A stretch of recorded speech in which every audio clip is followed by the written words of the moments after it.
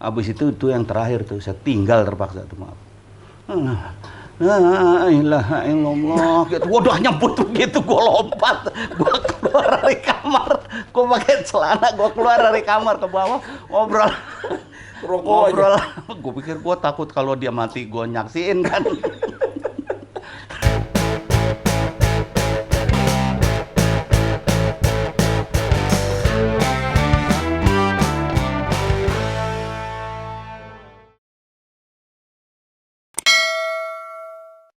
Ya, sobat-sobat Bang Miing, kita ketemu lagi di acara Bang Miing Punya Cerita.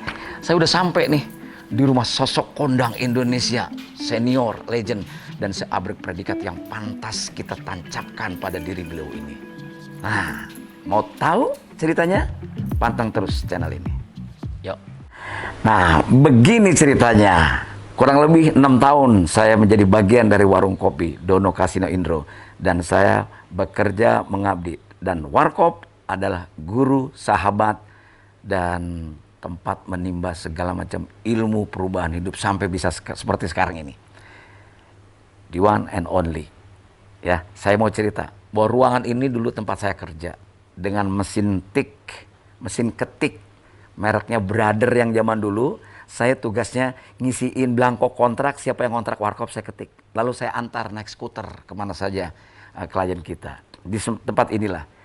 Dan saya banyak menimba ilmu, banyak. Begitu tidak akan sampai seperti masanya kemarin kalau saya tidak pernah bekerja dengan warkop. Dari 3 orang ini, sosok kondang nasional ini yang legend, yang senior, dan seabrek predikat yang pantas kita tancapkan untuk orang tersebut, yang sobat-sobat Bang Miing bakal tahu siapakah. Kalau anak milenial sih manggilnya Pade Indro. Ceritanya saya di sini bersama beliau ini. Nah, sekarang sudah hadir di tengah-tengah. Assalamualaikum. Waalaikumsalam ya akhi, fadal. Khair. Apa kabar Pak Indro? Alhamdulillah deh. Ya, terus. bersyukur sama Allah. Dulu saya di ruangan ini bekerja dan mengabdi menjadi asisten, menjadi dekacungs dalam bahasa Inggrisnya. Ini dengan dinikmati, dan yang paling untung adalah saya. Begitu banyak. Dari 3 kepala sarjana ini ditimba attitude-nya, pengetahuannya, bahkan diajarkan bagaimana hidup menjadi orang yang besok suatu saat seperti mereka, dan itulah. Jadi saya bilang kepada adik-adik nih, Pak Indro, saya tidak mungkin bisa bicara seperti ini tanpa saya diawali dengan proses bekerja. Sehat ya? Alhamdulillah, insya Allah sehat. Karena gini, orang mengatakan begitu menyebut warkop, dalam hal ini yang tersisa adalah Pak Indro, ini orang yang tidak pernah berhenti, terus eksis. Kan mungkin anak-anak muda masih tahu juga bahwa sekarang di Indonesia ada Miing, kemarin ada Miing. Terus tiba-tiba, nggak mungkin ujuk-ujuk begini aja, mungkin punya cerita kita zaman dulu. Nah, ini asal tahu aja, ini katanya yang mengajarkan bagaimana Miing berubah peradabannya. Ya Pak Indro? Iya, karena tadi istilahnya lu kan ada yang bilang ya gitu, serem banget ya istilahnya. Ini belajar jadi kaya mau warkop. Serem menurut aku. Mungkin harus dirubah lah, jangan belajar dari kaya lah. Nah. Ada kesombongan di situ. Belajar apa? Lebih baik belajar peradaban kayaknya. Oh, itu lebih parah kayaknya. Lebih parah. Karena apa? Kalau peradaban itu lawannya cuma satu, primitif. tapi benar, artinya bahwa orang belajar gini. Pertama yang mengenalkan saya nih, Bang Miing, nginjak hotel, namanya Hotel Borobudur, itu pertama kali kerja malam itu. Pertama kali pakai baju batik, dibatikin sama warkop. Pertama kali pakai sepatu bagus, disepatuin sama warkop. Jadi bukan hanya mengajarkan kita bagaimana berpengetahuan, tapi bagaimana penampilan. Agar apa? Asistennya warkop itu harus sejalan dan seimbang dengan produk yang dibawanya. Kurang lebih itu diajarkan kepada saya. Lanjut Pak Ketua. Ya artinya sebetulnya sama seperti pada saat aku ya, karena kan aku SMA waktu itu di warkop. Sama mereka, bagaimana mereka nge-push aku untuk belajar untuk bisa jadi sarjana, karena menurut mereka ketika aku jadi sarjana maka tingkat pemikirannya atau budaya berpikirnya logic thinkingnya beda dengan mereka. Gitu sebetulnya, kayak gitu kan, itu dalam usaha seperti itu pada orang-orang dekatnya warkop. Biar gua nggak malu-maluin gitu. Bukan hanya itu, tapi kan gini, bahwa ada etika di situ kan. Ada etika Walaupun kita cuma sekedar penghibur, tapi kan ada etika di situ gitu. Dan itu harus ditanamkan pada siapapun dekat kita kan kayak gitu. Ya kayak lo kayak gitu kan, waktu itu kan lo juga masih hau gitu. Kayak baru keluar dari hutan gitu. Tapi nyenengin banget. Iya. Ya artinya yuk kita ini tuh. Tapi ya juga penuh keceriaan ya. Nggak, sekarang paling ingat dari mulai pergeseran peradaban permulaan itu yang paling ingat apa? Yang sama saya. Yang paling ingat aja. Aku paling ingat apa ya? Ingat loh, buat sobat Bang Miing, saya naik pesawat pertama kali sama dia. Oh, pesawat ya? Pesawat kita kan nganggep enteng banget ini. Jadi sombong banget lah istilahnya. Dad, nanti naik pesawat walaupun itu elit, walaupun itu lux, nggak usah pakai copot sepatu ya di tangga. Sebetulnya dia ngajarin sambil bercanda sebetulnya. Dia juga tahu kita nggak bakal booking, cuman kira-kira jangan-jangan si Dedi mau.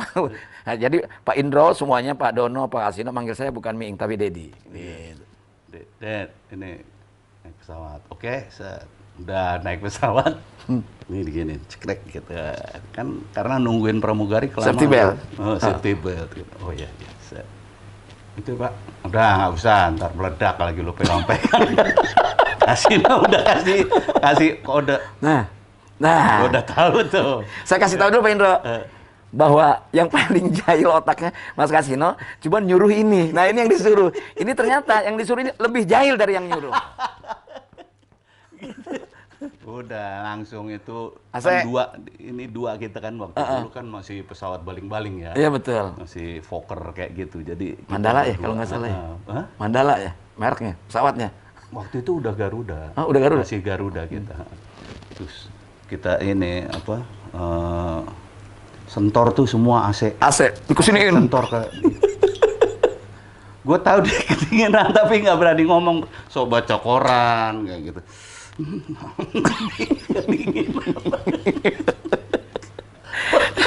Ini kaitannya lama banget nih, sampai 2-3 hari nih. Apa kalau cerita? Udah aja pokoknya kedinginan deh.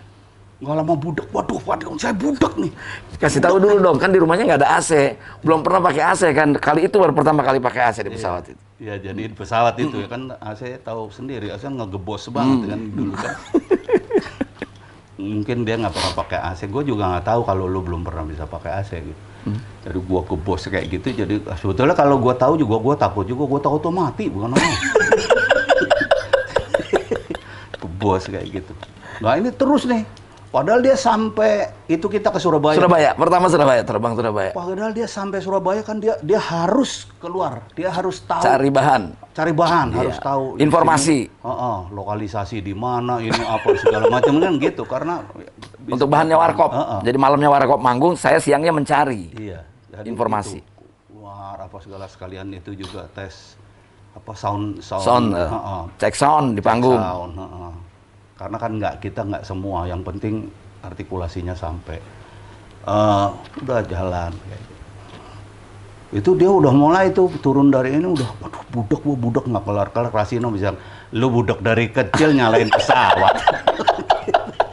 Ya betul. Buat sobat Bang Miing, saya harus jujur bahwa kalau naik pesawat kebetulan memang ternyata begitu punya duit, saya periksa dokter, ternyata saya punya sinus, Pak. Nggak boleh ketinggian. Iya. Itu jadi langsung budak, ditambah AC. Wah, udah jadi. AC disentor gitu.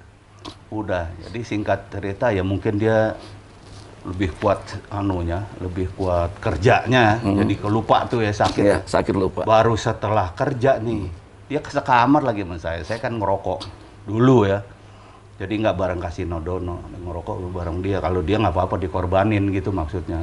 Nah, rokok bareng dia. Udah mulai sakit tuh. Dan saya baru tahu nih. Saya ngomongnya gini, orang kalau dari daerah kenapa begitu? Soalnya Mas Dono juga begitu ternyata. Jadi kalau sakit tuh berisik.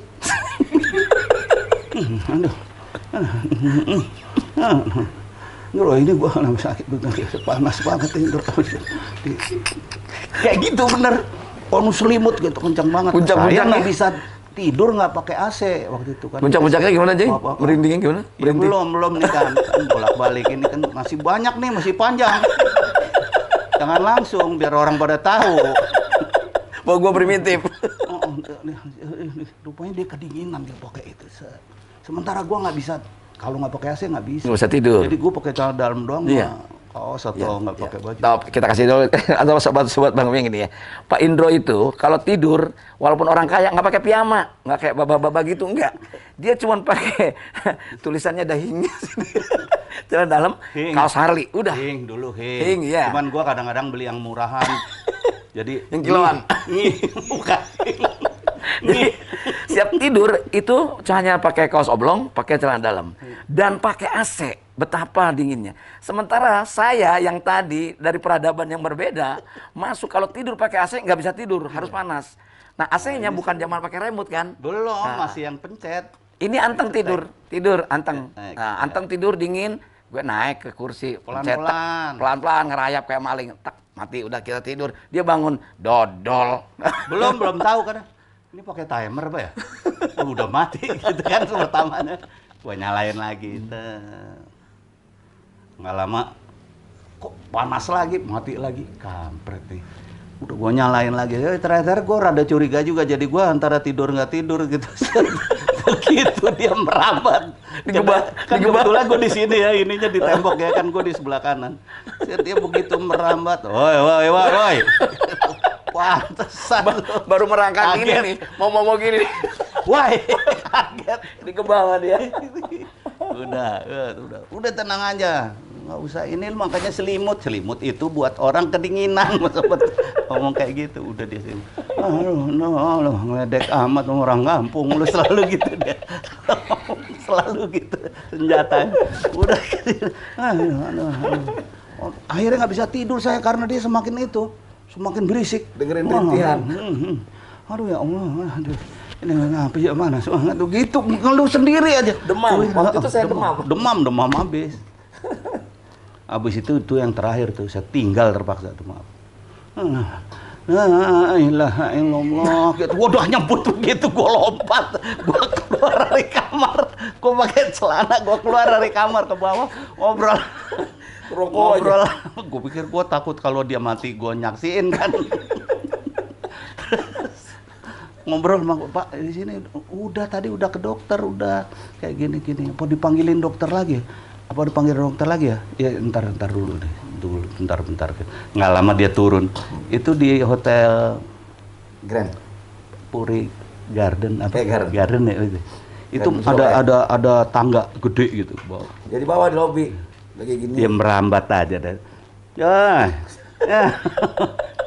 Lo tinggal gua. Waduh, Dad, gua sangka lo mati. Udah dari dalam keadaan demam gitu, ya sobat-sobat nih, demam gitu, Ndro, lu gila tega banget, gua sakit, megang aja pusing gitu kan. Dia, waduh, lu masih hidup? Aduh. Soalnya gua takut juga yang ngerjain kan gua. Dari pertama.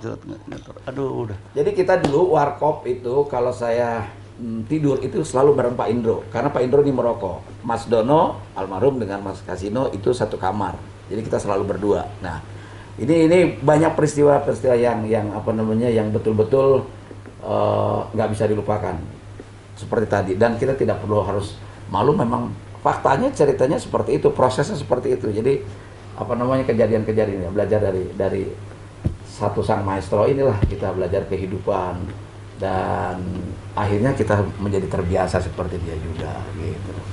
Pak Indro, itu kan saya dulu dibelikan sama Pak Indro mesin ketik Brothers ya. Iya. Tadi saya cari kebetulan untuk para sobat Bang Miing, di depan kita ini ada ruangan, di situ saya berkantor. Menjalankan tugas-tugas, kalau ada kontrak warkop, saya ngetik isi belangko kontrak itu, lalu saya berangkat ke tempat itu, dan lain sebagainya. Lalu menyiapkan di mana hari-harinya di panggung itu, saya cek soundnya dan lain sebagainya. Sore-sorenya kita ketemu, lalu briefing lah, ngobrol, lalu warkop jalan. Itu saya nikmati betul pada saat itu, sampai 6 tahun, sampai Bagitonya dulu dijulukin sama beliau ini dulu. Bagito itu grup pelawak khusus lomba. Lucu, cuman khusus lomba. Bener loh. Dia kalau lomba pasti menang juara 1, pasti. gitu. Tapi nggak laku. Tapi herannya kok belum nyamperin juga duit ya waktu itu. Padahal beneran hampir setiap perlombaan ya pasti menang juara satu. Pasti juara kita.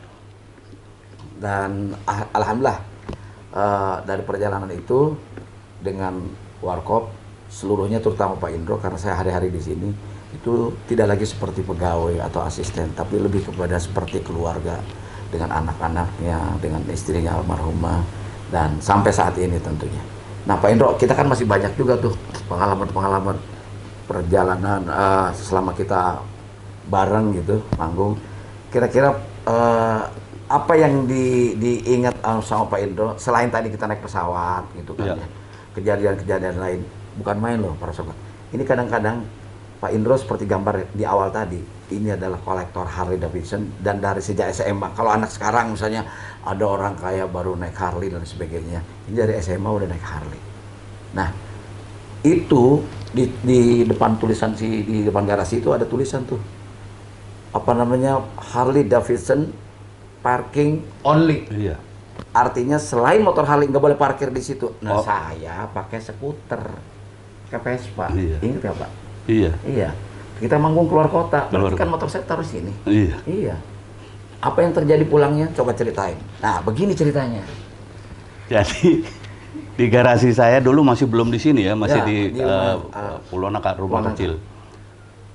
Harley Davidson parking only, all other will be towed gitu. Jadi yang lainnya mau ditarik digendong, diangkat kayak gitu. Cuman suatu saat memang aku pernah waktu itu mau pagelaran nama Mas Putu. Kita lagi ngecat properti pakai pilok. Nah, suatu saat anak saya waktu itu umur 2 tahun nanya, "Papa, itu artinya apa sih?" Bercanda. Ini makanya pentingnya orang tua tuh jangan bercanda sembarangan di depan anak tuh ya. Putri anak pertama. Anak pertama saya putri, umur 2 tahun, 1,5 tahun, 2 tahun. Saya lagi nyemprotin itu, dia nanya artinya itu gitu. Saya bilang di sini hanya yang parkir hanya boleh motor Harley.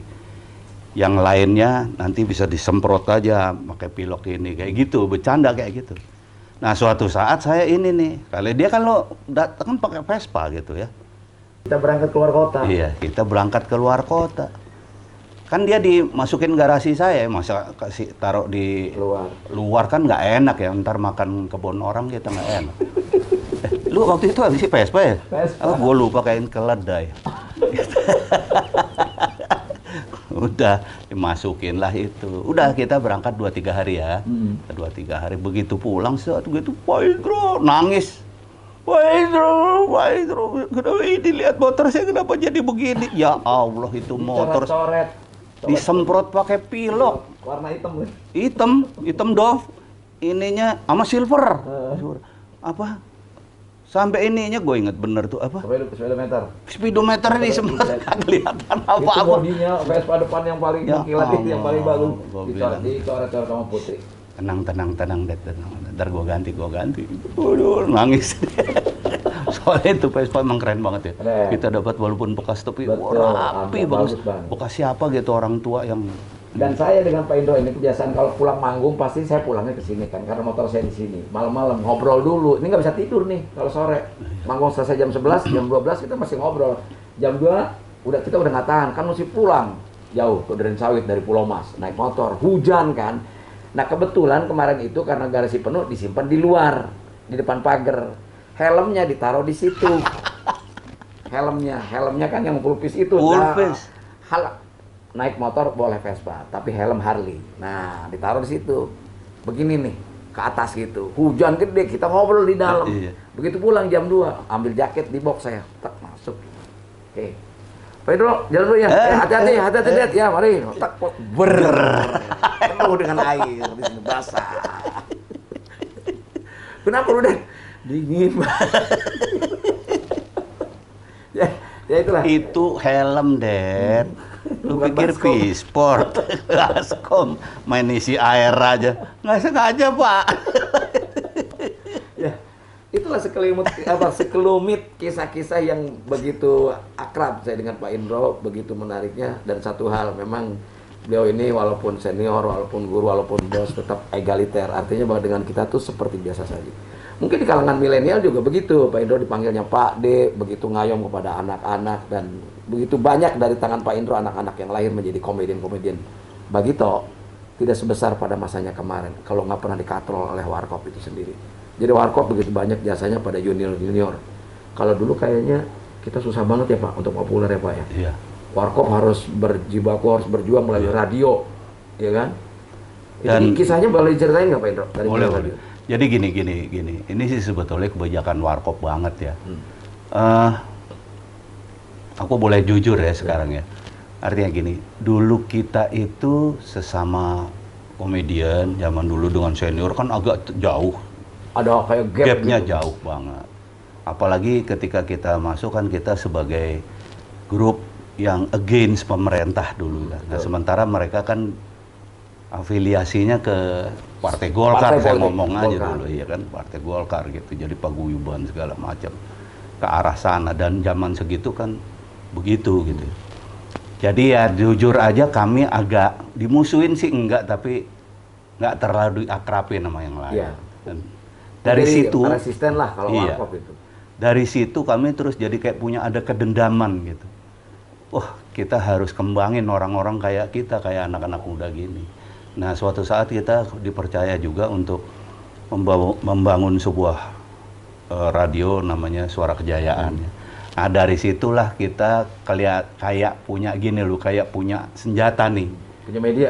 Punya media gitu untuk melahirkan komedian-komedian di bawah kita gitu. Kita kepengen waktu itu istilahnya tuh komedi tuh di Indonesia harus colorful gitu, nggak cuma gini Warna aja. paguyuban. Kalau zaman dulu ada paguyuban, iya. afiliasinya ke partai. Nah, sementara kita kan waktu itu dibikin aneh kan, dibilang lu ngelucu pakai jas apa segala macam gitu kan. Nah, kita kepengen ngelahirin manggung gitu. nggak pakai make up? Iya. Nah, akhirnya itulah ketika kita punya Bagito yang waktu itu juga kebetulan Miing juga lama sekali sama kita kepengen mereka tampil gitu. Jadi kita ajak ke televisi kayak gitu, dan alhamdulillah bisa naik namanya. Habis Bagito juga bukan itu, banyak sekali. Mohon maaf seperti Patrio. Ulfa, Patrio waktu itu belum Patrio malah. Sebul. Masih ada Sebul, masih ada beberapa ya, Domas, apa segala macam. Jadi banyak sekali teman-teman dari radio itu kita angkat. Kayak Temon, Abdel saat itu, Ulfa, kayak gitu kita angkat semuanya kayak itu.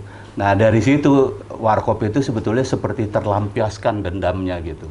Sehingga gua nggak sendiri nih sekarang, gua banyakan, Indonesia komedinya jadi lebih colorful lagi kayak gitu. Jadi nggak sekedar, mohon maaf, nggak sekedar satu genre gitu ya, genrenya yang rame-rame, yang pakai coreng-moreng, pakai kayak gini gitu. Itu sebetulnya. Dan buat sobat-sobat Mang Miing, mungkin juga perlu diketahui bahwa Warkop adalah pelopor pembentukan genre baru dunia komedi di Indonesia. Artinya komedi berkelompok lah, grup lah. Dulu yang saya bilang tadi, yang kelompoknya adalah mereka yang punya afiliasi kepada partai politik, lalu dengan harapan bisa masuk televisi. Karena dulu kan yang menguasai sebut saja Partai Golkar waktu itu. Dan kita tidak berani untuk ikut-ikut dalam hal-hal politik seperti itu, politik praktis artinya. Kita membentuk genre baru tersendiri. Nah, Warkop ini berhasil. Kebetulan Pak Warkop ini kan latar belakangnya selain anak kampus, tapi juga anak radio. Nah, ini kita sehingga menjadi kaya di Indonesia. Ada dua genre kelompok paguyuban, genre kelompoknya Warkop. Mungkin mereka disebutnya juga ya itu anak didiknya Warkop lah gitu. Maka kalau ada pernah ngomong, banyak juga orang yang bilang, Pak, kok Bagito kayak niru Warkop? Bagaimana tidak mau niru Warkop? Orang benchmarknya kita itu, rujukannya saya, terutama yang saya udah 6 tahun saya ditempa di Warkop ini, tidak bisa lari dari situ. Warnanya pasti ada, walaupun nggak mungkin bisa di cloning banget. Dono Kasino Indro dengan kekuatan wawasan yang mungkin tidak tercapai oleh Bagito. Tetapi paling tidak, gayanya, arahnya, cara proses pencarian bahannya itu kita akan sama gitu loh. Nah, kalau Pak Indro sekarang kan di sisi lain, walaupun ya saya udah susah ya ngomongnya, saya orang yang merasa paling dekat dengan Warkop dan dengan Pak Indro, bukan hanya pada tingkat begitu sekarang lu sudah disebut senior oleh anak-anak yang sekarang kan. Demikian juga si Patrio yang didikannya ini. Tapi Pak Indro ternyata masih gitu. Masih diterima di kalangan milenial. Itu gimana sih ceritanya? Mengenai bagaimana membina anak-anak tersebut. Sekarang kan tidak ada kelompok nih. Iya. Mereka lebih individu. Namanya apa namanya? Stand up comedy. Saya nafsu. Sampai Pak Indro sekarang kan masih lagi ngebina, menasehat, menjadi juri dan sebagainya. Itu terus bedanya apa itu? Ya, jadi gini. Ini kan kita berkembang ya, Dit. Berkembang banget. Dan saya sadari betul bahwa dunia seni itu tidak ada tingkat kelulusan. Jadi saya berpikir... Nggak ada legalitas? Iya. Saya berpikir sambil saya cari uang, ini maaf nih kayak jadi juri juga harus saya akui itu cari uang, walaupun nggak sesanter. Atau apapun lah kayak gitu.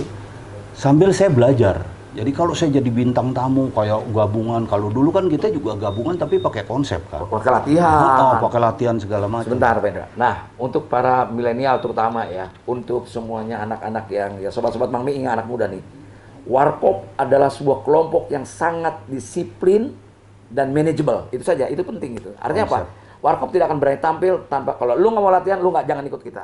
Itu warkop. Konsepable juga. Kita punya konsep kayak gitu. Nah, ya itu kita kepengen itu berbagi, kita kepengen. Nah, akhirnya kita berhasil kan. Dari mulai Bagito, dari mana apa. Jadi ada konsep di situ. Nah, itu sih sebetulnya yang sambil belajar, sambil ya cari duit tapi belajar. Nah, itu kok kemudian menjadikan saya tahu semua Genre.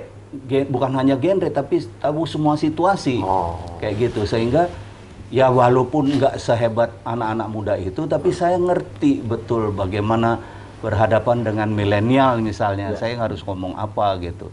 Nah sebetulnya sih itu kalau secara teoritis, tapi ada satu ya, kita kan semakin tua ya, semakin berproses untuk kesana gitu ya.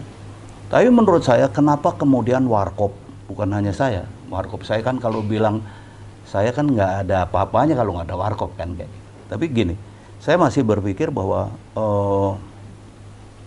legacy atau katakanlah apa ya keterkenalan ini apa segala macam sampai diakui itu sebetulnya nggak lepas dari cara mensyukuri warkop terhadap nikmat yang diterima. Ya, kita betul-betul merasa bahwa dunia komedi ini jatuh kepada kita itu karena anugerah Tuhan, karena apa ya? Karena semuanya kayak kalau orang Jawa bilang tiban. Jadi ditibanin gitu, dijatuhkan. Jujur kan nggak pernah ada cita-cita jadi pelawak. Lah ya makanya. Pak Indro ekonomi, Mas Kasino fisip kalau tidak salah. Iya. Lalu Mas Dono bukan Mas Dono sosiologi, Mas Kasino administrasi niaga. Kayak gitu. Jadi itu yang kita rasain ya secara ini. Makanya saya kemudian juga mendidik anak-anaknya warkop terhadap gini. Yuk kita syukuri. Justru karena kalian bisa mensyukuri ayah kalian dulu berjuang apa segala macam. Sekarang anak-anak bisa tetap, mohon maaf, seberapapun itunya disyukuri juga bisa menerima tetap kiriman dari orang tuanya seolah-olah hak kekayaan intelektual itu mulai berfungsi pada kami gitu. Nah hal-hal seperti itu sih sebetulnya. Jadi kalau saya ditanya mungkin bukan semata-mata usaha kita sendiri gitu ya, bahwa wah saya tetap berjuang, masih saya tetap begini, saya tetap eksis karena saya belajar terus, bukan sekadar itu gitu ya. Tapi juga ada hal yang kemudian membold, kalau huruf ini di bold atau di garis bawah oleh Tuhan gitu. Kenapa? Ya saya tahu itu dari kecil kita selalu gitu. Ketika kita bisa mensyukuri, kita bisa mensyukuri semua nikmatan, niscaya Allah akan selalu menambah. Ya. Buat para sobat Mang Miing tadi jelas banget arti filosofis yang disampaikan Pak De Indro atau perspektif spiritualnya di situ jelas bahwa kenikmatan yang kita syukuri akan bertambah dan dilipat gandakan sama Allah. Tapi satu hal mungkin tadi ya, mungkin saya juga tidak mampu membantu anak Kedidin, anak Teonan gitu. Karena manajemen mungkin beda dengan warkop. Warkop masih bisa menerima segala royalti yang ada karena filmnya seabrak lah warkop itu. Tapi saya mau balik lagi ke stand up comedy Pak Indro. tadi kan stand up comedy sejujurnya di Indonesia bukan barang baru sih ya. Kalau di Jogja ada Pak Basio, ya, ada Pak Junaidi. Ya, mungkin anak-anak nggak banyak tahu. Di Indonesia ada Pepeng, ada Rahmana. Bahkan kalau mau jujur, Warkop itu sendiri sebetulnya stand up hanya bertiga. Biasanya Warkop misalnya saya punya cerita betul. Begini ceritanya. Warkop misalnya Mas Dono muncul. Ketika Mas Kesino muncul, dia bercerita sendiri. Nanti setelah lengkap baru mereka tektok atau berdialog. Pak Indro belakangan, dia bawa bahan sendiri. Itu juga stand up komedi kalau lihat gayanya sekarang. Baru mereka. Bedanya mungkin kalau dulu secara tontonan lebih atraktif. Itu Pak Indro ngerasain gimana sih buat orang Indonesia stand up komedi ini sekarang? Apakah juga sudah dinikmati secara umum? Dalam konteks pertunjukan? Iya. Saya ngelihat bahwa secara perkembangan zaman, stand up komedi makin lebih diterima gitu ya. Karena gini, tren. Jadi terus terang aja kami memang waktu itu berpikiran dengan salah satu stasiun swasta di Indonesia, berpikiran kepengen ngembangin ini banget. Mungkin saya balik lagi kayak tadi ya. Sebetulnya stand up comedy dari dulu udah ada. Karena stand up comedy itu sebetulnya folklore kan. Ya, folklore banget gitu. Kalau musik mungkin kayak rap, kayak blues gitu ya. Dimana mewakili kedaerahan itu. Iya, mewakili kedaerahan dan timbul dari sebuah keresahan. Itu bentuk protes sosial gitu. Iya, bentuk keresahan. Cuma ini kalau di stand up comedy, keresahan ini kemudian dimasukkan atau lebih diberi energi untuk bisa bersifat komedi, gitu kan, kayak gitu. Nah, itu yang saya kepengen ngomong. Jadi sebetulnya stand up ini kemarin cuma kebetulan kita akhirnya dapat teorinya aja kayak gitu ya. Nah, itu sih sebetulnya yang harus saya ngomong. Jadi itu yang kenapa kemudian wah ini bisa kita kembangkan, bisa kita ledakkan gitu. Itu sih sebetulnya. Jadi sekarang memang lebih diterima, tapi tetap bahwa ini kan genre. Jadi bukan berarti itu kemudian menjadi hebat karena ini. Kalau buat saya sih nggak tahu ya, saya lah. Anda tahu semua apapun kita coba Warkop ya.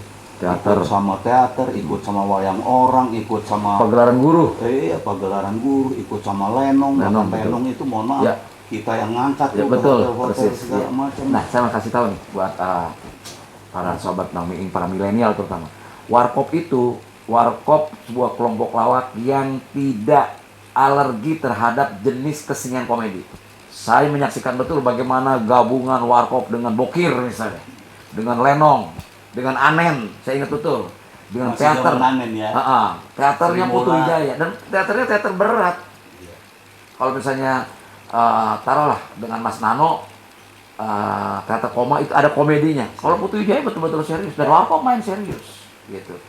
Dan dengan pagelaran guru menari Warkopnya itu ini saya kira sesuatu yang boleh dijadikan pengetahuan buat anak-anak muda ya, buat para sobat kami ini.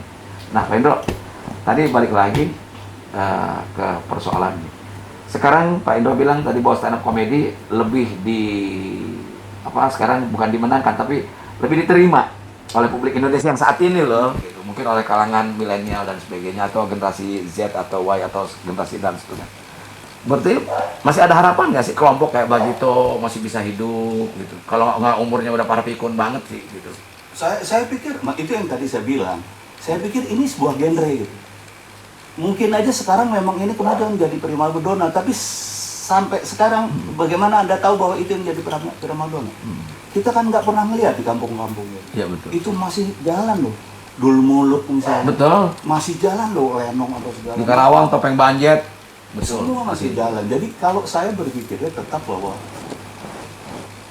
oke lah sekarang orang-orang yang punya internet, punya ini bisa memanfaatkan. Sekarang mungkin lagi ini benar yang disebut netizen. Tapi kan bukan berarti orang yang nggak ngerti internet juga terus nggak berkembang ya. Itu kan kayak gitu. Betul. Saya punya keyakinan itu gitu. Jadi dan kalau buat saya komedi, saya ngomong soal komedi. Pertunjukan komedi yang sifatnya lebih tradisional itu menurut saya lebih mengakar. lebih mengakar. Bukan yang nggak perlu diperhatikan, tapi mereka nggak diperhatikan juga tetap berkembang. Makanya saya mati. Saya kalau dilihat orang sekarang kan buat ngamen tuh ondel-ondel. Tapi saya nggak akan pernah kasih kalau itu pakai dorongan sendirian, pakai musik. Tapi begitu saya ngeliat rame-rame anak muda main kayak gitu, saya bangga banget. Banyak kan di lampu merah sekarang? Iya, saya berhenti, saya kasih. Kenapa? Karena itulah proses regenerasi. Supaya seni tradisional nggak hilang. Bukan orang sekedar cari uang ya? Wah, sekarang jelek ya, sekarang jadi ngamen, kalau padahal dulu ada nilai sakral. Susah kalau kita ngomong kayak gitu. Tapi buat saya yang terpenting adalah dia tidak pernah hilang. Bagaimana orang main rebabnya itu yang istilahnya mayong kayak gitu juga. Itu sekarang anak muda juga bisa main. Itu buat saya membanggakan. Saya ngasih duit tuh, rada gedean dah gitu ya, 10.000. Dari 10.000. Ya karena orang lain ngasih 2.000. Jadi maksudnya ini Pak Indro ini betul-betul yang ingin bahwa kesenian itu dihargai sebagai sebuah seni. Gitu. Nah balik lagi nih, buat sobat Bang Miing, ada kejailan lain zaman dulu. Satu ketika bulan puasa, saya tertipu betul sama yang satu ini. Tertipu betul. Saya orang yang mencoba untuk taat berpuasa. Ya, mau tahu? Begini ceritanya. Coba ceritain. Iya. Saya tuh terkenal jahil, bahkan orang nggak ada yang percaya bahwa saya puasa, kayak gitu orang nggak percaya ini. Dipikirnya saya, waduh pokoknya dajjal kayak gitu ya. Sampai suatu saat emang bener sih, saya juga kadang-kadang dendam gitu. Saya mempengaruhi satu kelompok, kita lagi latihan di puncak ini kan, lagi latihan untuk televisi ya. Iya. Nah kalau saya masih di Pulanangka. Iya. Sampai akhirnya semua buka. Nah ini suatu saat siang-siang panas-panas bulan puasa itu, si Miing ini taunya aku nggak puasa, pokoknya dajjal yang Miing bilang. Saya keluar, kalau ini anak Banten tahu sendiri kan ya kan, sholat segala dari dulu. Terus jalan, pulang siang-siang panas, gini saya taruh. Itu habis dari klien itu. Habis dari klien kan, habis ngurusin kontrak. Saya bikin sirup susu sama susu gembira, soda gembira. Soda gembira. Ping, berkeringat emang udah saya rencanain, saya taruh di kulkas. Jadi berkeringat gitu kan. Kelinting gitu. Nggak puasa, Pak? Enggak. Wah, panas banget ya. Pengen juga nih, ya Allah nggak kuat, Allah. Udah nggak kuat, manggil pembantu, sikap swadi dulu. Bikin yang kagak, nggak usah ini, udah yang kedua ini baru kan. Gua udah tadi, lu lagi dulu, nanti gua bikin. Bener nih Pak, bener, diminum sama pun. Udah, gua juga diem aja. Lama kemudian, Kas, ini Bapak bikinin lagi. Orang Bapak puasa.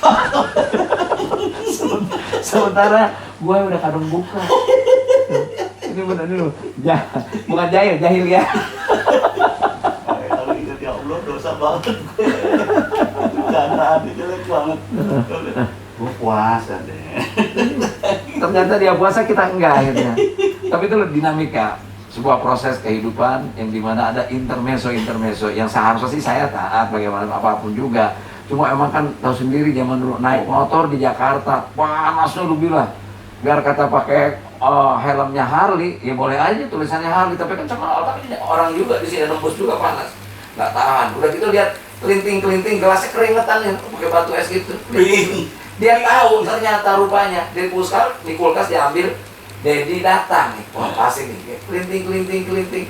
Seolah aja dia lagi mau minum, mana nggak diputar-putar dong. Kan kalau orang sudah bilang kabita kita, kepengen, waduh, kabita bisa. Nah, Kas Wadi bikinin satu, nggak usah loh, iya deh, gue deh berdua gelas nih gitu. Wah dia udah minum duluan kan, aman kita. Waduh begitu datang Kas bikinin bapak puasa kok. Waduh, gue jadi nggak puasa. Aduh. Begitulah banyak cerita kisah. Nah sekarang kita beralih ke warkop itu lengkapnya bertiga. Pak Dono, Pak Kasino, Pak Indro.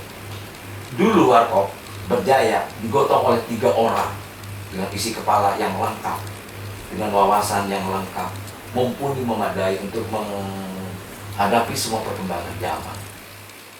Nah, gimana Pak Indro pasca seperginya Pak Dono dan Pak Kasino menggotong atau menanggung membawa beban Warkop yang sampai hari ini masih eksis?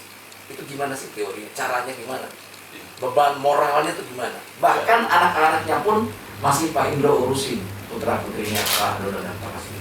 Ya, jadi memang nggak gampang ya. Dan jadi mungkin tahu juga saya orangnya nggak ambisius, sehingga ya saya mengalir aja. Tapi saya banyak diuntungkan oleh banyak hal. Tadi yang saya bilang kan, kita mensyukuri itu, sehingga ya alhamdulillah semuanya jalan aja, ada aja. Walaupun sebetulnya perjuangan untuk bagaimana kita menghargai sebuah hak kekayaan intelektual sama sekali nggak semudah itu. Tapi kita tetap jalan. Jadi gini, saya tuh merasa ketika kehilangan Mas Dono, Mas Kasino, saya merasa kalau dulu sapu itu lidinya 3 lebih bisa buat ini. Ini tinggal 1 kan susah. Nggak bisa buat bersihin apa kayak gitu. Nah, saya sadar benar itu justru, sehingga saya mulai ya udah, saya kalau dulu kan kita kayak stand up, tapi saya sebetulnya kan tugas saya kan nge-set up, bukan nge-punch gitu. Ya walaupun sesekali nge-punch kayak gitu, tapi saya selalu set up. Kalau dilihat saya pasti kalau nggak di awal, di tengah. Kalau main yang panjang itu saya pasti di depan, saya udah main itu. Nah, itu nggak mungkin saya lakukan. Saya nggak mungkin lakukan itu. Saya hanya bisa di film dengan konsep yang disiplin ilmunya adalah skenario. Jadi saya tetap akan di situ. Saya di situ. Saya pokoknya berusaha sekuat mungkin bahwa saya harus eksis terus di situ. Kayak gitu. Untuk apa? Untuk saya tetap bisa bawa bendera Warkop gitu. Karena saya sadar betul, nggak mungkin bisa digantikan. Bagi itu nggak mungkin bisa digantikan lah. Bohong lah, regenerasi itu bohong. Regenerasi komedinya bisa, tapi menggantikan bagi itu nggak mungkin. Anda tahu Gepeng, gimana si Tatang persis bisa dia ganti? Nggak bisa. Jadi nggak ada teori cloning lah ya? Nggak ada. Itu di seluruh dunia loh. Nggak ada yang bisa gantiin Rembrandt, nggak ada yang bisa gantiin Tony Carlson. Semua bintang, sekalipun bintang film, tidak ada yang bisa menggantikan. Pasti punya keunikan sendiri, dan itu datangnya dari Tuhan, Pak. Bukan kita. Lahir dengan dirinya sendiri. Iya. Nah, atas dasar itu saya nggak kepengen susah-susah bikin Warkop. Tapi saya harus tetap bawa nama Warkop, si Dono, Kasino, Indro ini. Karena hidup saya di situ. Dan ketika saya hidup masih dengan Dono, Kasino, Indro, sebetulnya kan sebetulnya kan anak-anak saya juga diimpanin oleh Mas Dono, Mas Kasino. Iya, betul. Bukan hanya oleh saya sendiri. Dari hasil panggung bersama. Iya. Kalau nggak ada mereka semua kan enggak. Jadi ketika mereka hilang, saya berpikir, saya tahu persis Allah Maha Adil. Iya. Tetapi ada moral juga di situ yang diberikan kepada saya oleh kakak-kakak saya itu. Bahwa setidak-tidaknya saya akan tetap bertanggung jawab pada anak-anak. Buat para sobat Bang Miing, saya pernah mendengar nasihat dari Pak Kasino almarhum. Dad, buat lu, waktu Indro bangun rumah, gue ikut bangunin rumahnya Indro, Dono ikut bangunin rumah Indro. Waktu gue beli mobil, Indro ikut beliin mobil gue, dan Dono ikut beliin mobil gue, dan begitulah seterusnya. Maka untuk itu buat lu besok, Pak Gito, lu akur. Dan buat anak-anak muda nih, terutama para sobatnya Bang Miing di Indonesia, satu-satunya yang memisahkan mereka bertiga hanya kematian. Dahsyat. Saya yang merasa paling dekat sama nonton itu betul-betul haru, dan bukan main, tidak ada. Bang Gito pun sempat friksi. Warkop tidak pernah terdengar oleh kita, hanya mempersoalkan perbedaan dan sebagainya. Diuntungkan. Nah, buat para sobat Miing yang muda-muda nih, yang milenial, kalau kalian sekarang menonton Warkop hanya dari filmnya yang tersisa. Tapi kalau kalian nonton panggungnya, itu bukan lebih dahsyat, akan tetapi memang sama-sama dahsyat filmnya dan panggungnya. Akan tetapi kita akan dapat kepuasan yang berbeda. Sebab apa? Kekuatan individunya kelihatan betul. Tiga-tiganya tuh rata. walaupun beda warnanya. Yang tadi Pak Indro kadang di tengah, kadang ini kalau main bola libero sebetulnya. Dia kemana saja dia turun naik.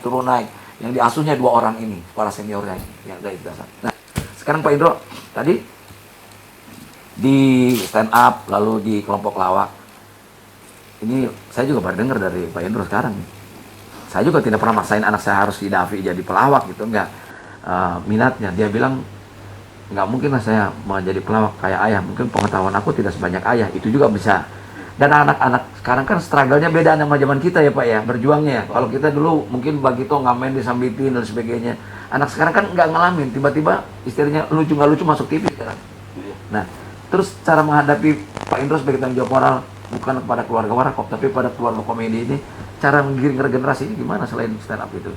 Saya menggiring, tadi saya bilang, saya meregenerasinya adalah bukan warkopnya, tapi saya meregenerasi tipikal atau apa katakanlah genrenya ya. Itu.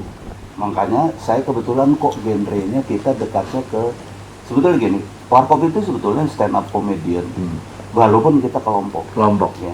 Tapi kemudian setelah bahan pertama kita kemudian menjadi joke styling ya, karena stand up comedy itu fresh bahannya ya. Tapi kalau kita misalnya kan gini kan dulu kan gitu, kita satu bahan misalnya ini di Pertamina, ini di mana, ini di mana. Ada bahan baku yang di luar situasi. Yang bahan baku pertama itu memang kita stand up. Ya betul. Itu pakai stand up. Betul. Tapi setelah itu kita membawakan bahan yang ini juga, iya kan? Itu udah joke styling. Udah joke styling kayak gitu. Nah, jadi dengan seperti itu aku terus berpikir ini nih warkop banget sebetulnya. Setelah dilihat konsepnya kayak gitu, aku akhirnya memberikan tenagaku untuk bisa mengembangkan ini gitu, stand up ini, karena itu yang paling dekat dan aku paling bisa paham betul teorinya kan, karena dulu kita melaksanakan itu gitu, kayak gitu. Jadi itu sebetulnya yang kepengen aku kembangkan, bukan warkopnya nih. Warkopnya sih udah aku udah serahin anak-anak, lu punya bendera ini, bendera warkop kayak gini, lu nggak bisa jadi pelawak nggak apa-apa, tapi warkop itu soul, warkop itu buat kami ya, warkop itu soul, warkop itu jiwa gitu. Jadi selama lu nggak usah ngelawak tapi punya jiwa warkop, ada keseimbangan, ada, makanya aku selalu bilang tetaplah sederhana karena sederhana itu peka, tetaplah berbudaya karena budaya itu harmoni. Selama kalian ngikutin itu, lu udah warkop anak-anak. Oh, jiwanya itu. Iya, soulnya seperti itu. Lu boleh marahan, tapi lu jangan pernah pecah dalam persaudaraan. Dan jangan dibawa ke panggung ya. Betul. Ya. Para sobat Miing, warkop adalah manusia biasa. Pasti akan tetap jauh dari sempurna. Dalam pengertian profesional, top. Manageable, top. Tapi kan ada miss-nya kadang-kadang. Saya pernah lihat tuh warkop Mas Dono di depan. Kasino ngobrol sama Indro. Ternyata apa yang disampaikan Dono diulangnya sama Kasino karena Kasino nggak denger. Itu gimana ceritanya tuh? Iya, itulah karena konsep ya. Karena konsep. Jadi gini, Mas Dono itu konsepnya ngelebihin. Jadi kalau saya sama Kasino kan spontannya juga masih ada. Mas Dono nggak bisa sama sekali spontan. Jadi dia bener-bener. Kasino tuh gaya ala Betawi ya, celetak-celetuknya itu. Iya, celetak-celetuk. Jadi Mas Dono kadang-kadang dengan bahannya kan sebetulnya Mas Dono rada lebih serius. Iya, betul. Lebih serius di depannya. Satir. Di depan belum apa-apa udah ngeritik Mas Dono tuh. Nah, kalau itu nggak jalan, dia kadang-kadang ngambil dari kita juga. Nih, yang lucu, pokoknya yang lucu kan. Si Kasino nggak ngikutin, nggak denger. Kasino kan belakangan. Ngobrol kadang-kadang. Belakangan, dan dia mau genjotnya kan di lagu. Di lagu kan. Nah, sementara kita yang ngikutin terus dari depan ke belakang, namanya setup gitu kan. Kayak gitu. Nah, ini suka kayak gitu nih Kasino. Paling sering. Dan saya menyimak. Digebah sama dia sama dan wis Kas udah tadi udah malah penonton ketawa karena dibocorin rahasianya itu. Ya udah tadi makanya nyimak baca Oh udah ya, udah. Terus Mas kasih tahu pura-pura nggak berdosa gitu. Kenapa bahan gue dibawain apa dono? Jadi bahannya sendiri nggak lucu ngambil. Ya, jadi buat sobat Bang Miing bahwa warkop di panggung itu dinikmati bukan main yang betul, tidak boleh kita sendiri misalnya memalingkan mata sebentar atau telinga gitu. Dia harus ikutin. Karena mereka jokes telling, kemudian kayak semacam storytelling juga Iya, gitu. Nah, lalu membahas digabung dengan kekinian, dengan current isu yang ada, kekuatan mereka di tiga kepala yang sarjana-sarjana ini. Saya kira yang bedanya mungkin dengan Mbak Gito di situ. Ini mereka begitu pekanya terhadap situasi yang ada, saling timpalah dan lain sebagainya. Pak Indro, sekarang anak-anak stand up itu ada nggak sih yang tadi jiwanya kan diwariskan lah oleh warkop, bahwa lu memenuhi syarat untuk seperti warkop walaupun tidak mungkin seperti warkop, tapi bidang suasana. Anak-anak sekarang dengan anak yang dulu, terutama setelah reformasi ya. Kalau dulu kan Indro, Warkop, Iwan Fals, kemudian W.S. Rendra, misalnya Reantiarno, itu kan ikon-ikon keberanian ketika rezim yang otoriter lah sebutnya. Kita salah batuk aja takut kita zaman dulu ya kan. Nah, sekarang dengan anak-anak yang sekarang apa tuh perbedaannya dalam hal yang satirnya kayak Warkop misalnya? Menurut saya sekarang udah nggak ada satir ya. Nggak ada ya? Nggak ada. Jadi Lebih terbuka sih ya? Lebih terbuka dan mengkritik, dan menurut saya tidak akademis justru. Oh. Karena gini, kalau kita ngomong soal kritik secara akademik, kritik itu harus disertai dengan solusi. Ya. Misalnya, si Dedi makanya kaos biru. Udah cuman kayak gitu dong, itu mengkritik. Bukan mengkritik, ngapain? Tapi kaos biru harusnya ada biru, merah-merah dikit misalnya gitu, ada merah-merahnya dikit lah kayak gitu, atau abu-abunya dikit tidak apa. Nah itu sebetulnya kritik, Bukan judgement ya? bukan judgement. Nah sekarang lebih kepada judgement. Kenapa? Karena memang menurut aku memang keadaannya kemudian berubah begitu. Jadi untuk secara keseluruhan di dunia ini kayak gitu. Yeah. Apalagi dikit-dikit, apalagi sekarang kita kan baru aja, maaf kita baru aja demokrasi kan setelah reformasi ya, kalau mau jujur ya, walaupun itu juga nggak gitu-gitu amat. Artinya gini, kalau saya selalu ngagaretin karena saya anak motor ya, per gitu. Per itu ketika mau dipasang kan diikat dulu supaya dia rendah gitu. Nah ini per ini diikat terus selama 32 tahun. Terus baru dipotong kemarin ini kan, itu pasti mental. Ya. Dan ini kita masih mental-mental nih, masih belum masuk ke situ. Nah, anak-anak sekarang, karena dia nggak tahu proses itu dulu, ya kan? Semua kan serba instan sekarang. Di seluruh dunia kan semua serba instan. Ada internet yang bisa instan kita ngelihat. Dulu mana pernah kepikir sih kita bisa ngomong dengan video call. Kita hanya lihat di televisi, gitu. Bisa apa begitu ntar kelak? Nggak ada kepikir, nggak logika kita nggak sampai ke situ. Bisa dagang lewat handphone. Iya. Ya, nah ini yang membawa mereka kemudian menjadi semuanya generasi instan. Dia nggak tahu kritik itu apa sih, belum pernah. Kalau dulu kan kita justru karena kita orang represif, pemerintah represif dulu, kita mesti hati-hati tuh. Kita mikir dulu kritik itu sebetulnya gimana sih, apa sih? Kita belajar undang-undang dasar, apa hak kita sebagai manusia Indonesia, warga negara Indonesia, apa hak kita? Punya referensi. Punya referensi. Sobat Bang Miing, saya masih ingat jokes yang dibawakan oleh Warkop waktu itu. Bahkan disampaikan di kaset, ada di TVRI dulu. Misalnya ketika Warkop memperhatikan satir tapi tipis, halus. Misalnya begini, ramalan cuaca. Angin bertiup dari barat ke timur dengan kecepatan 40 km per jam. Dari timur ke barat 60 km per jam. Angin bertiup lewat komplek ABRI 5 km per jam. Itu satir yang bukan main pada saat itu, karena ketakutannya orang pada militeristik zaman dulu. Dan sekarang ada nggak contoh-contoh kayak gitu? Enggak, sekarang lebih ngatain, lebih langsung. Kalau dulu kita itu kan orang ketawa karena oh iya kita takut ya. Iya. Kita dulu mau bilang ngomong soal korupsi aja kita nggak berani. Korupsi itu padahal lepas dari apa-apa. Korupsi kan sebuah kata. Kita nggak berani bayangin. Nah, itu kekuatan kita dulu. Dengan satir orang udah tahu. Kalau sekarang kan enggak. Ibaratnya nih, analoginya gini, kalau dulu kita cubit aja orang udah teriak-teriak. Sekarang kita pukul pun mukanya enggak ini, cuek aja gitu. Kayak gitu. Atau yang satu yang pemberangnya, jangan kata baru ini, kita baru ngeliatin aja, kita yang ditonjok duluan sama dia. Gitu kan. Sekarang gitu keadaannya secara analogis. Ya, hampir 1 jam kita ngobrol, tapi ada satu lagi yang mungkin juga para sobat Bang Miing mau tahu. Pak Indro secara pribadi saya mengenal betul dengan dekat bersama keluarganya dan putra-putrinya.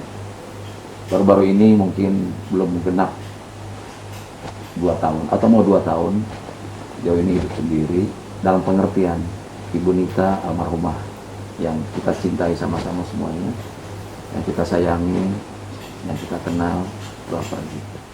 Pak Indro, ini kan sudah hampir mungkin 2 tahun lah sebut saja. Mbak Nita pergi. Ini bagaimana cara memanage diri terutama? Kan cowok lah gitu. Kita kan ya roh lah orang-orang jangan kata bininya udah nggak ada aja masih nyari-nyari. Tapi Pak Indro tidak pernah terdengar loh orang-orang dalam konteks gosip atau apapun. Ini bagaimana mengatasi dan bagaimana setelah sebagian jiwanya ini hilang. Ini agak-agak humanis ya, sangat-sangat manusiawi, itu gimana menghadapinya? Ya, pertama sih pasti ya, aku tuh jangankan kayak gitu, aku mendampingi istriku bener-bener nggak ngapa-ngapain itu 1,5 tahun sakit itu ketika sakit, ada yang udah berat. Bahkan aku hanya pergi kalau istriku kasih, dalam artian misalnya cari makan ngensi, apa waktu itu masih ngensi, tapi di acara-acara tertentu motor lah, kawinan, udah jalan, udah itu pun waktu itu mulai bisa video call kan, nggak bisa video call.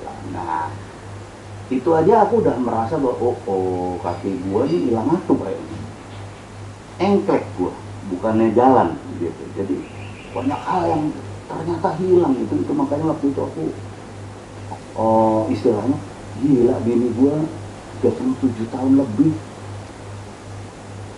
merawat gue kan. Gue kok merawat baru 1,5 tahun terakhir gitu. Gitu bayangin berat, aku kok berat. Aku kok ya Allah nggak adil nih. Gue udah bersikap nggak adil. Dari situ tuh aku makanya gua tebus apapun, gua tebus. Mohon maaf ya, itu bukan duit yang dari manapun caranya ya. Tapi bukan duit yang dikit ya. Ya, pasti. Alhamdulillah gue bisa penuhin. Aku udah bilang pokoknya kaki buat kepala buat kaki buat ibumu, mau sembuh mau enggak itu urusan Tuhan, tapi gue full itu ikhtiar dan kita wajib gitu. Gue masih punya motor, masih punya mobil. Bahkan saya juga menolak kalau pernah ada beberapa kali bikinin itu ya, cari dana enggak ini apa, aku pengen punya kebanggaan, pengen punya kehormatan. Buat tidak seimbang. Walaupun bukan salah kalau teman-teman kita memperhatikan kita. Ya itu gitu, akhirnya berhasil. Dari situ tapi jujur aja gila semuanya, tadinya gue berpikir bareng gitu. Sekarang bahkan mikirin anak-anaknya warkop yang tadinya kan ada istri. Bahkan bikinin merchandise apa segala dulu ya, dia. Hilang semua. Setengah. Tapi ya itu makanya adil ini kita ngomong bukan biografisnya dulu. Tiba-tiba kemudian malah jadi ketat banget di lembaga warkop ini, anak-anak warkop, dan terutama anakku nomor 2 yang justru nggak nurunin apa-apa dari gua, nurunin ini cuma ngomong. Wah, dia kan ada dia kan ya apa magister hukum ya. Jadi kalau ngomong dan memanage. Dulu kan di warkop gue yang manage ininya sehari. Sekarang ada ya? Usaha. Lah sekarang manajer gue ada. Bahkan manajerin di rumah ini. Jadi gue maaf nih, gue yang ngatur gue duit gue di dompet dia, ngatur jadi kayak gini gue dulu. Kayak gitu. Menggantikan ibunya. Iya. Posisi. Jadi gue udah nggak mikir uang sampah atau segala macam, tetap udah ada tuh udah. Dia bagi tugas sama kakak sama adik. Saya dengar Pak Indro juga kan aktif di Yayasan Pita Kuning. Iya. Kaitannya dengan Mbak Nita itu. Jadi gini, itu sebetulnya sudah dari dulu. Bahkan Nita tuh kepengen banget ikut di situ juga, ikut jadi relawan. Kalau Mika kan memang seneng banget jadi relawan, apapun dari mulai lari dulu dan semua barang gaya. Nah, ini malah sebelum dia sakit kanker. Nah, tapi saya bilang enggak lah, buat aku lah. Jadi ya itu yang tadi saya bilang ya, tetaplah berbudaya karena harmoni. Kita pasti semakin ini butuh sebuah tempat di mana kita bisa mengaktualisasikan diri kita dengan sikap. Semua orang punya sikap sosial, punya sosial. Harus bermanfaat. Iya, bermanfaat kayak gitu. Jadi itu dari situ sih sebetulnya lebih. Apalagi dapat sambutan dari Pandi, itu sebenarnya Pandi yang buat pertama. Tapi mau banget ya. Tapi gue sebagai apa? Ya udah akhirnya saya sebagai pengawal. Bahkan sampai terakhir juga ketika kita kemudian berubah jadi paliatif. Kalau dulu tuh sekedar nyariin duit kita serahin ke rumah sakit. Sekarang kita benar-benar mengambil anak untuk kita sembuhkan. Jadi orang yang tidak mampu, gitu, jadi harus di bawah prasejahtera itu kita.